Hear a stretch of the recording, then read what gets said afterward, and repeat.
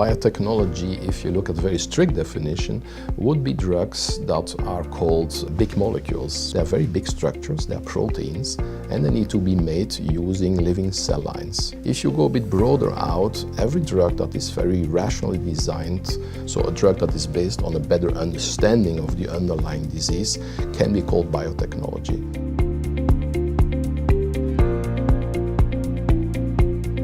Well, biotechnology is a sector or a thematic that looks interesting on a longer term horizon also. So we don't see it as something that is just now interesting. It has been interesting for some time and it's surely very interesting for the future.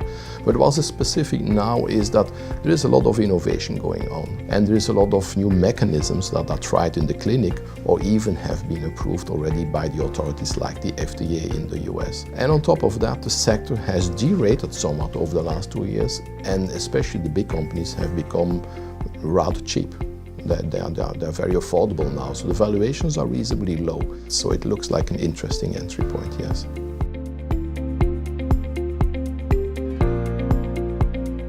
If you invest in biotechnology, obviously you need a valuation process. You need to know how much a company is worth and compare where it's trading now.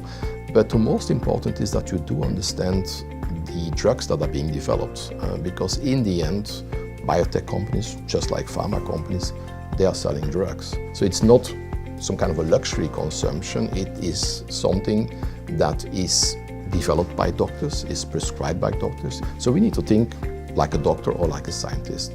So if you look at our analysts, both senior analysts, they have a very relevant education. They're both PhD in biotechnology and they have done very important postdoc research work at well-known institutes like MIT in Boston or Max Planck in Germany. They have the academic skills to really judge those very complex matters.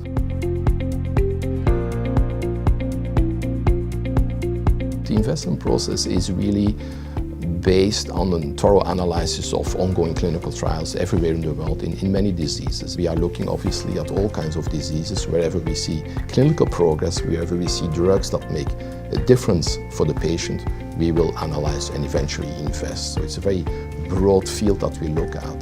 The investment process is really axed on scientific data, getting the comfort that we believe in a certain drug, and then applying our valuation methodology, which is basically based on the market cap of the company versus the expected sales of that pipeline brought back to net present value, obviously.